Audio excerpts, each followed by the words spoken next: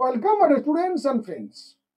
Net UG 2024 এর পর 25 এ আবার কি একই রকম ঘটনা ঘটতে চলেছে। ভারতবর্ষের বিভিন্ন নিউজ চ্যানেলে তোমরা নিশ্চয়ই অনেকে হয়তো খেয়াল করেছো যে মহারাষ্ট্র থেকে সিবিআই দুজনকে অ্যারেস্ট করেছে, যে দুজন একটা হোটেলে বসে দুজন অভিভাবকের সঙ্গে নিটে গভর্নমেন্ট কলেজ, একটা ভালো গভর্নমেন্ট কলেজ পাইয়ে দেওয়ার জন্য একটা দরদাম করছিল, এবং সেটা প্রতিটা সিট প্রায় 90 লাখ ডিমান্ড করেছিল। কিন্তু শেষমেশ সেটা 87.5 লক্ষতে একটা ফয়সালা হয়। এমত অবস্থায় বা এই ঘটনা যখন চলছিল তখন সিবিআই সেখানে পৌঁছে গিয়ে দুজনকে অ্যারেস্ট করে, বাকি তিনজন একটু আগে জানতে পেরে চলে যায়। এই ঘটনাটা কিন্তু খুব একটা বড় ঘটনা নয়, ছোট ঘটনা। তবুও আলোচনা বা আপডেটে নিয়ে আসতে হলো এই কারণের জন্য যে গত বছরের এত কিছু সমস্যার পর এনটিএ কি কোনরূপ শিক্ষা নেয়নি, বা তার যে সুপ্রিম কোর্টের নির্দেশ মোতাবেক পরীক্ষাটাকে একেবারে ফেয়ার করার জন্য বিভিন্ন রকম প্রস্তাব এসছিল, সেগুলোকে আস্তে আস্তে করে প্রয়োগ করে এই পরীক্ষা ব্যবস্থাটাকে একটা সুন্দর জায়গায় নিয়ে যাওয়ার কথা বলা হয়েছিল। এবং আমরা হয়তো ভেবেছিলাম যে পরপর আগামী 3-4 বছরের মধ্যে ভারতের সর্ববৃহৎ এবং সবচেয়ে জনপ্রিয় এই পরীক্ষাটি হয়তো সেরকম জায়গায় আস্তে আস্তে চলে যাবে।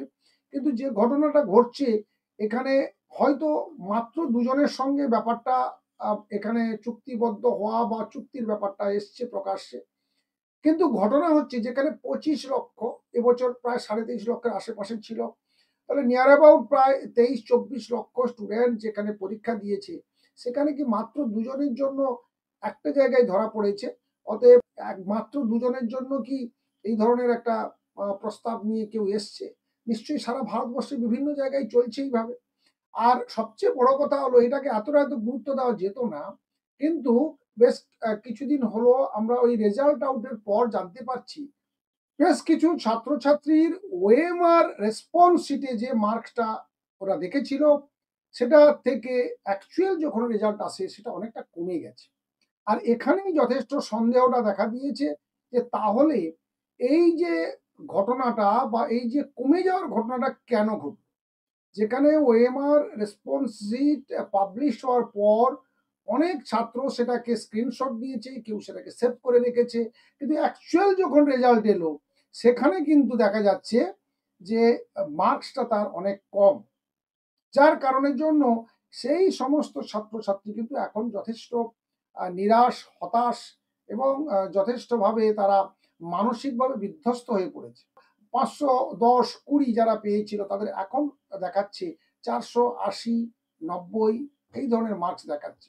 তাহলে এই যে তার যে মার্কস ওএমআর সিটটি, সেটা কি অন্য কাউকে তাহলে বা অন্য কারুর নামে কি এখন আবার শো করাতে চলেছে এনটিএ? এই প্রশ্ন কিন্তু এখন এসে গেছে এই ঘটনার পর। আর এটা যদি সারা ভারতবর্ষে ঘটে থাকে এবং কয়েক হাজার স্টুডেন্ট যদি এরকম হয়, যদি ধরেই নিলাম 1-2 হাজার স্টুডেন্টও যদি হয়, তাহলে 1 থেকে 2 হাজার যোগ্য ছাত্র কিন্তু এবছরও আবার ডিপ্রাইভ হবে বিগত বছরের মতো, বা বিগত বছরগুলির ন্যায় বলতে পারো। কারণ এই ঘটনাটা যে এক এক- 1-2 বছর ঘটছে তা নয়, এটা বেশ কয়েক বছর ধরে ঘটে চলেছে। এবং এখন কিছুটা সিবিআই কিংবা অন্যান্য সোশ্যাল মিডিয়ার দৌলতে সেগুলো প্রকাশ্যে আসতে আস্তে আস্তে চাপে পড়ছে, এবং প্রশাসন কিছুটা চাপে কাজ করার চেষ্টা করছে বা এদেরকে ধরার চেষ্টা করছে।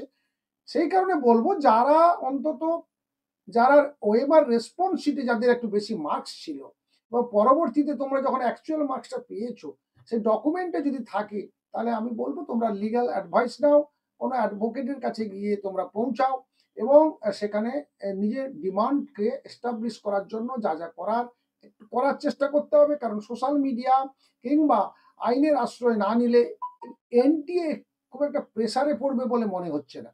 এনডিএ কে প্রেসারাইজ না করতে পারলে এই পরীক্ষা ব্যবস্থা শুধু এটা নয়, আরো যে সমস্ত অল ইন্ডিয়া বা ন্যাশনাল লেভেলের যে পরীক্ষাগুলো রয়েছে, সেখানে বহু ছাত্র যারা যোগ্য ছাত্র তারা সুযোগ পাচ্ছে না, অযোগ্যরা ঢুকে যাচ্ছে আস্তে আস্তে করে এই সমস্ত জায়গায়। আর এই ডাক্তারি প্রফেশনের মতো জায়গায় যদি অযোগ্য ছেলেরা পৌঁছে যায়, তাহলে আমাদের স্বাস্থ্যের ভবিষ্যৎ ভীষণ অন্ধকার। আর তাই ভাবতে বলবো অভিভাবককে, ছাত্রছাত্রীকে যে তারা পরবর্তী কি স্টেপ নেবে। অবশ্যই এই ধরনের যদি কোনো ঘটনা ঘটে থাকে তোমরা কমেন্ট বক্সে লিখে জানাও। আর তোমরা যারা যোগ্য ছিলে, এই মুহূর্তে তোমাদের মার্কস অনেকটা কম এসছে, যে কাট অফটা তোমাদের দেখাচ্ছিল 500 থেকে 510 এর ভেতরে, তার থেকে যারা নিচে নেমে গেছো এই মুহূর্তে অন্তত, তাদের তো অন্তত এইভাবে আইনের আশ্রয় নেওয়া অবশ্যই উচিত। তোমরা দেখো, চিন্তা ভাবনা করো অভিভাবকের সঙ্গে এবং নিজেরা চিন্তা করে দেখো যে তোমাদের পরবর্তী পদক্ষেপ তোমরা কি নেবে। আশা করি এই ছোট্ট ইনফরমেশনটি তোমাদের অনেকের ক্ষেত্রে, সবার ক্ষেত্রে না হলেও অনেকের ক্ষেত্রে একটা অন্যরকম সিদ্ধান্ত নিতে সাহায্য করবে।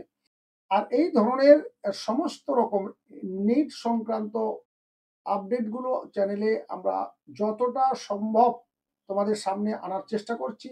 তাই নতুন যারা, তারা চ্যানেলটিকে সাবস্ক্রাইব করবে, পাশে থাকা বেল আইকনে ক্লিক করবে, অল নোটিফিকেশন অন করে নেবে।